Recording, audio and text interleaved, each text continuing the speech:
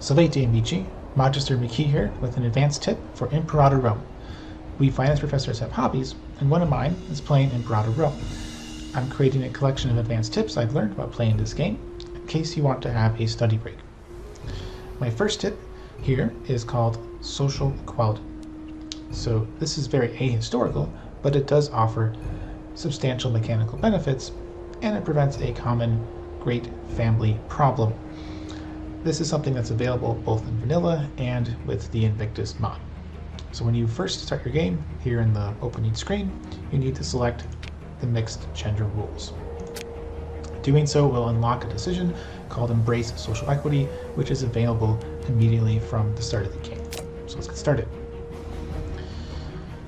If we take this decision, which will cost only a small number of political influence, so Embrace Social Equity, 25 political influence, all women characters will be eligible to basically take on any job. So counselors, admirals, generals, researchers, governors, any job you can really think of, they will now be a bit eligible to do it. And this is a subtle effect, but because we have so many additional options, close to double the number of possible characters, this is actually really powerful. Because we have a lot of randomness in the attributes, our 4 attributes here, and all the traits are also quite random as well. And by doubling our chances, we have way more options to get someone with good attributes, good traits. So my assumptions when I'm trying to think about how to quantify this are going to be hopefully pretty modest. I'm going to assume we get an extra +1 on the relevant stat. So our 4 traits here are going to be 1 point better for the relevant thing. So if I'm hiring someone for martial research, he's going to have a higher martial stat by 1. Also, loyalty and corruption. There are a number of traits that increase loyalty or decrease loyalty or increase corruption, and we can avoid bad traits, pick out good ones. I'm just advancing time so I can actually demonstrate. So for example, let's find this person here has this stubborn trait. He gets -5 loyalty. And this one has selfish and uncaring. 2 traits that both give -5 loyalty. There are also some that give positive. Content gives +10. There are a number like devout that gives +5. And so we can deliberately pick people that have a trait that we want or avoid people that have traits we don't want. And so my assumption is I get an extra 5, so I'm basically getting 1 good trait or removing 1 bad trait on average, and also corruption. So there's several traits that give corruption. So this guy has a trait that gives him +20 corruption. This one has a trait that gives him +10. These traits are relatively rare, but they also give a lot more than 5. I'm just going to assume on average we can get 5 less corruption for all our characters. There's also traits that give you corruption increases like this, Two-Faced for instance. So if I go in and enact a decision, I now have lots of options. So first of all, my generals, my admirals, they have better martial stat. So my armies, my navies, they perform better in battle because we have higher martial. If they're doing sieges, if they're doing assaults during a war, those go better as well. So we win battles. We win battles faster, so we have fewer casualties. Our manpower will stay higher for longer. Wars will be won faster, so we get back to peace where we can have more aggressive expansion and decay. Now we can get better combat. There's lots of innovations that we can buy to improve our troops' combat ability. There are also innovations that affect our ability to do sieges or assaults. But if we wanted to do this with innovations, we have to spend at least 1, possibly 2 or more to get the similar benefit from having just a higher martial stat. Next, loyalty. everyone is going to have higher loyalty in jobs that give them political power. So that means we have fewer people that are trying to become disloyal. That's generally a good thing. We don't like disloyal people. If we have lower corruption, that means our wages are going to be lower. So if our corruption gives a penalty on monthly wage, it's 2.5% per point of corruption, so 50% for this guy with 20. If you look at his personal wealth, he earns 1% of our nation's income at a base level because of his job. 50% times that, so it would go up to 1.5 if he wasn't popular, is the corruption is increasing the amount of money he's taking away, siphoning off from our country's income. So this wages thing here, this is the money we're paying to all the characters who have jobs. If they're corrupt, their income is going to go up. You can see this guy, the prosecutor that we were looking at. His wage is going to be relatively high because he has all this extra corruption. He's up at 0.32, which is one of the highest ones here. Because, again, that's because of his high corruption.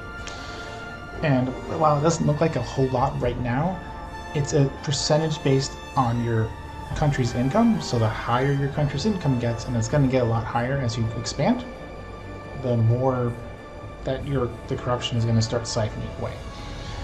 So there are innovations that improve loyalty.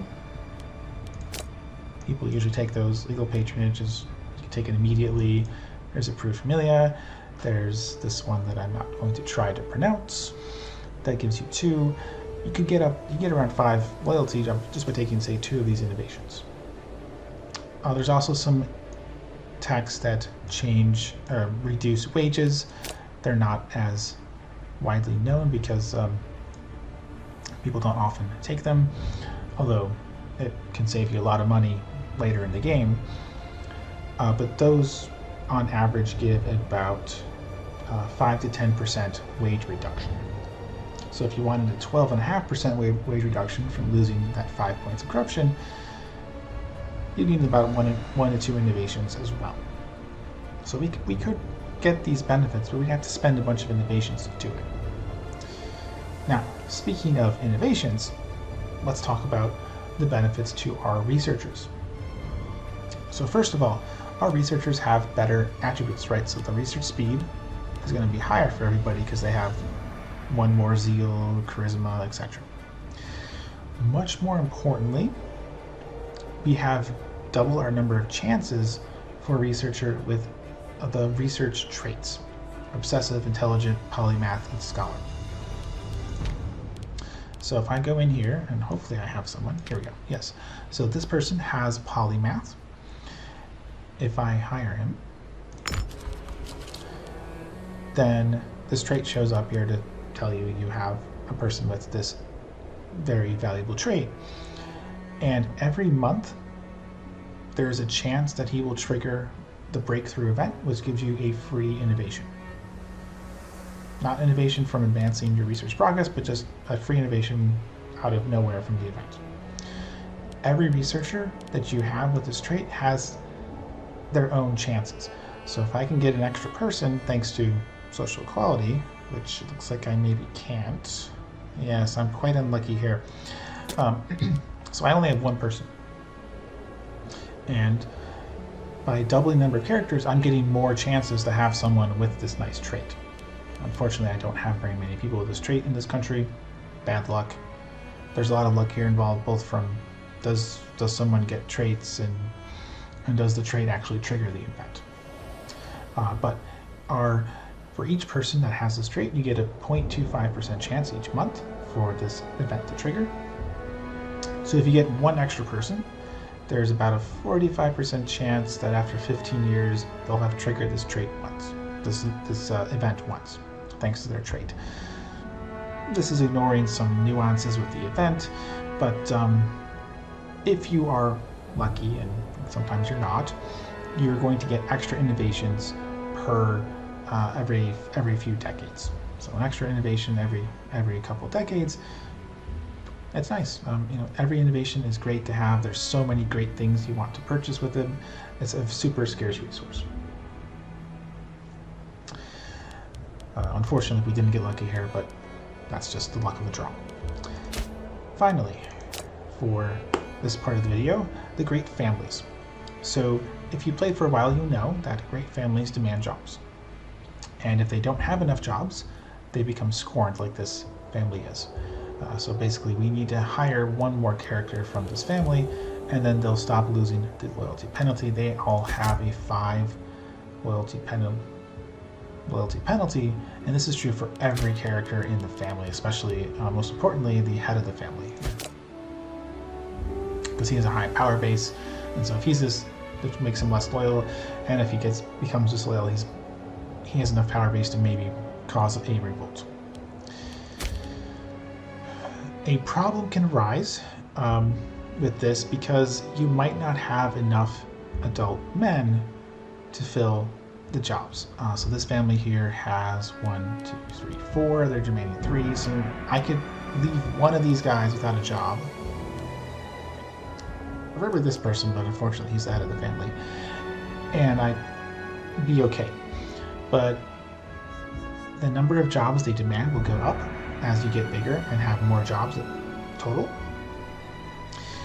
And you can reach situations where there's just not enough adult men. You could have either,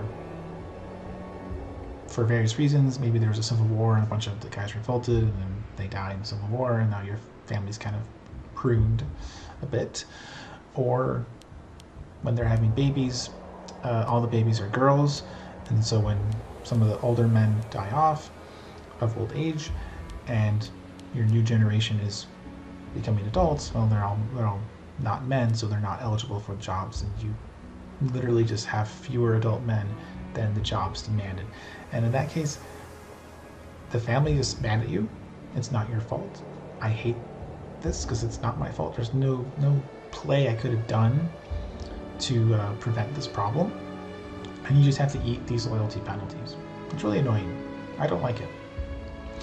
But if I enact social equality, well, now there's 4 additional characters who can take on these jobs. It's going to be much, much easier for me to find people to fill these jobs, and it's very unlikely that I'll be put into a situation where I just don't have enough adults in the family to fulfill the requirements to avoid this scorned family penalty. Now, they might not be all that great if I have a really small family that just got hammered by a civil war or something like that, but I'll at least have somebody, so I don't have to eat these scorned family penalties. It feels real bad to do it when there's no way to avoid it, at least for me. So these are some of the benefits, and there's more. I'm now going to pull up Excel and walk through some of the more complicated benefits. Okay, I have pulled up Excel, and now let's walk through some of the more complex benefits of the social equality decision. First up is going to be our governors. So our governors are better.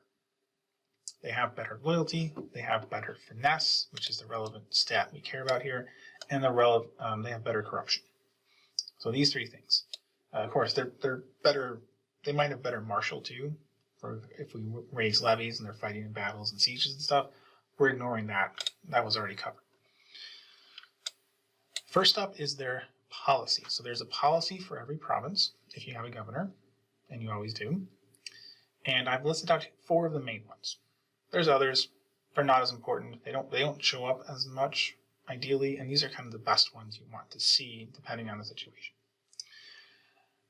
At a baseline finesse of 9, this is the bonus you would get. So 3 monthly progress towards your literature conversion, or 1 monthly progress towards cultural assimilation, or a 10% increase in tax and commerce bonus, or a 0.3 monthly provincial loyalty bonus.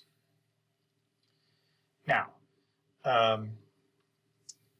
as our finesse increases, whether it's going from a lower value up towards our 9, or if we're at 9, we're going higher, so we're at 10, we get an extra 10% on these effects here. So I have a 3 monthly conversion. Every extra point of finesse gets me 0.3 conversion speed added to my baseline. So if I'm at 10, I'm at 3.3. If I'm below 9, say I'm at 8, I'm at 2.7. And so every point, even if I'm going from 6 to 7 or 7 to 8, I'm getting an extra 0.3 of conversion speed when the religious conversion policy is active. Same thing with the other 3. This is the bonus I'm getting, which is it's just 10% times my baseline. To get a sense of how much more we're getting here, let's look at conversion and assimilation. You get extra monthly progress. So if you sort of expand it across time and the number of territories that this policy is active in, you're going to get the gain, right? So this is just number of months times number of territories times my bonus. I'm getting 1,800 extra gain in conversion speed, base gain, not accounting for any percentage penalties or bonuses. And that's 18 pops because it takes 100 progress to get 1 pop converted. So that's going to help with your pop happiness. And same sort of thing with assimilation. The bonus is smaller because you now have 0.1 extra base instead of 0.3. So you get 6 now pops instead of 18. And this benefits with longer periods of time. So the longer you're playing, the bigger the number of months is going to be. And the more territories you have where this territory applies. This is because it's affecting all characters and improving all characters on average. Any province that has one of these 2 policies is going to see this extra bonus. So the bigger you are, the longer you wait, the more your extra conversion, extra assimilation is going to happen. Now, this is going to be sort of spread out across every territory, so it'll take longer for you to see the new increase in pops that are converted or your country's culture, but it will be happening. It can be hard to see because it's quite slow, it's very spread out and diffuse, and that's one of the reasons why I built this spreadsheet, is so that I can sort of quantify and figure out exactly what sort of benefits I'm actually getting. Now, in terms of innovation value here, there are innovations that provide at least percentage increases in conversion and assimilation, plenty of things that affect and improve tax and commerce income, a couple that improve provincial loyalty. I could probably spend 1 or 2 or maybe even half an innovation to get some of these bonuses, but it would be getting one of those bonuses. One thing that I'm going to sort of ignore here is that you have optionality. You can pick the policy to match the province's situation. So if you've conquered a new province, you put in the governor, and they have the wrong religion. They don't have the same religion as your government. Well, religious conversion policy helps you a lot because the faster they convert and the faster they gain all those happiness bonuses and lose those happiness penalties for having the wrong religion. Or they're the wrong culture. The faster you assimilate them, the faster you gain the correct culture bonuses, lose the wrong culture penalties. Money is, of course, sort of self-explanatory, and if the province is low on provincial loyalty, you can switch to harsh treatment and save the province from going into revolt potentially. And 0.3 monthly provincial loyalty is quite a lot, so often harsh treatment is going to be enough to either prevent the province from revolting or stall it for long enough that you can fix the underlying happiness problems that is causing the high unrest, which is causing the provincial loyalty problem. So there's optionality here, and if you wanted to get all of these bonuses at the same time, you'd have to get at least 4, maybe 5 innovations just to get some value in each category. But to be conservative and to not overhype this mechanic, I'm going to assume that we just get 1, and we spend 1 innovation, and we get 1 of these policies. Effectively the value that one of these policies would give us. But just keep in mind, this is probably an underestimate. We would need to spend multiple innovations to have all of these benefits working for us. Okay, so that is our finesse being better. But there's more. Our governor also has more loyalty and more corruption, or less corruption. And both of those affect provincial loyalty. So every point of governor loyalty above 50 gets you an extra 0.004 monthly provincial loyalty. Just as a kind of a note here, your ruler always has 100 loyalty, and your ruler then always adds an extra 0.2 provincial loyalty to every province he or she governs. Your governors, of course, are not fixed at 100, so if you get all 5 points above 50, so you're at 50, you went 5 points higher, you're getting an extra 0.02 monthly loyalty. Also, corruption reduces provincial loyalty. So every point of corruption reduces it by 0.0025 per month. So if you get rid of 5 points of corruption, on average, you're going to see 0.0125 extra provincial loyalty every month from negative monthly loyalty that you are getting rid of. So a total of 0.0325. There are a couple of things that increase provincial loyalty in terms of innovation spends. Those two taxes both give 0.02 per month. So you need to spend at least 1 to sort of replicate this bonus, potentially 1.5. Depends on how loyal your governors are before you get this extra 5 points of loyalty. Depends how corrupt they are before you get the reduction in corruption. So again, to try to be sort of conservative, I'll just say you get about 1 extra point of loyalty here, and it could be either from spending it directly on provincial loyalty, or it could be maybe you just got a loyalty tech and you got an extra 4 to 5 loyalty from there. Okay, so that's governors. Our governors are better. We'd probably have to spend at least 1, 2, maybe more innovations to achieve the same bonus. Now, officers. Our counselors or officers in the government have these same benefits here. Corruption doesn't really matter besides our their wages, which we've already talked about. But loyalty and their stats have not been mentioned. So I have listed out all the jobs. There are a few that are the same in terms of bonuses. There's some that are different. All of them are going to be better because their stats are better. The two that I'm going to highlight, which are literally highlighted, is that the people who give you aggressive expansion decay, and there's 1 for all 3 types of government, and the people who give you tax income. Again, there's 1 for every government. Every point of additional charisma here for our officer gives us an extra either 0.025 or 0.015 aggressive expansion decay. There are a bunch of texts that reduce aggressive expansion per month. Most of them are about 0.02. So somewhere between 1 and somewhere between that is our average if we're either a republic, monarch, or tribal. So that's about 1 innovation to value, a little bit more if we're not a tribe, and a little bit less if we are a tribe. Tax income ranges between 1% and 2%. There are several innovations that give us 2.5% base tax income, so a little bit less than 1 innovation of value. It works the best for the tribals and the worst for the monarchs. But there's also these 6 other benefits, which are not the same across all of these government types.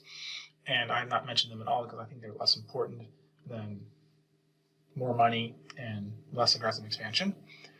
But you gain some benefit from those as well.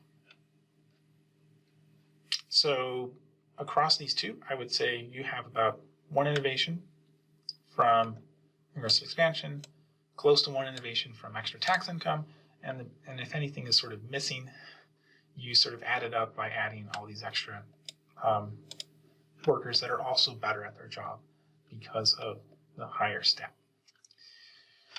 Now, last thing is political influence. So for every point of loyalty that one of these characters has when they're working one of the 8 jobs, they get you more political influence, more base political influence. This is pretty much the only source of base monthly political influence that you can get in the game. So having high loyalty officers is important because That's that's your main source of political influence, and political influence is really important. It's a really valuable resource. So if we have counselors that are 5 loyalty higher, well, 5 times the 0.0025, which you get for each point, means that across all 8 governors, we're getting an extra 0.1 base monthly political influence. Ignoring any positive modifiers we might have, hopefully we have some, which would just make this 0.1 even higher. So while I cannot do a time value of money calculation here for my political influence cost, or rather a time value of political influence, I can do a sort of a payback period. If I spend 25 to enact this decision, I'm going to get an extra 0.1 to be conservative, monthly political influence. That means I need 250 months, or almost 21 years, to pay back my 25 political influence, which is a fairly long period of time, but you just walk through all these various benefits I get, and I also get this political influence back eventually. So this is really, really nice decision here. We get a lot of value, the cost is low, and we get the cost back just from one of the advantages we receive from doing this. So just to conclude, I'm going to sort of tally up some of these major benefits and compare it to the cost. We have better performance in martial things, so like battles, sieges, assaults. Depending on what we're trying to improve here, we probably spend about 1 to 2 innovations to achieve that. We have higher loyalty, which means we have more political influence, our governors do better, there's less revolts, there's a lot of different things that benefit from higher loyalty. There's a couple innovations we could purchase to get around 5 loyalty. There's one that gives 2, there's one that gives 4, so 1 to 2 innovations is how much we have to spend to achieve that same loyalty benefit. We have less corruption. Our wages are lower. There's a few texts that we could spend 1 to 2 innovations to achieve that same wage reduction. Our governor policies are better. We are going to call that 1 innovation. We have less provincial loyalty problems because of the lower corruption. That's about 1 innovation. There's aggressive expansion improvement, 1 innovation. Tax income plus all these other counselor bonuses, another innovation. Our researchers are producing more innovations because we have those research traits. That's maybe 1 innovation every 15 years. When you add this all up, we're getting enough. We would have to spend maybe 7 to 10 innovations to get all of these value. We also get extra innovations. We have better traits. There's a few other benefits like the more flexibility for our governors. We have an easier time dealing with great families. This is a lot of value. I would be very happy to pay 25 political influence to purchase 7 innovations. And you should be too. That's a really, really good deal. And that's all we pay. We just pay 25 political influence. There's no permanent happiness penalties, no loyalty penalties. There's no permanent problems for us. We just lose a little bit of political influence. So our cost is low, our benefit is really, really high. Now, this is a very ahistorical thing to do. This would never have actually happened in the Roman Republic or pretty much any country set during this time period. But the mechanical advantages is so large that I typically just do this because, 1, I hate dealing with really, really cranky, great families when it's not my fault. And also this mechanical benefit is just so nice. I just can't not take it now that I'm aware of how powerful it is. So this is a very powerful decision. If you're not role-playing, I would highly recommend just going for it. Partially because of how powerful it is, and also because great families will be so much less cranky and they're really annoying to deal with. All right, if you found this video helpful for your study break, please comment, like, and/or subscribe so that others can find this video too. Happy not studying.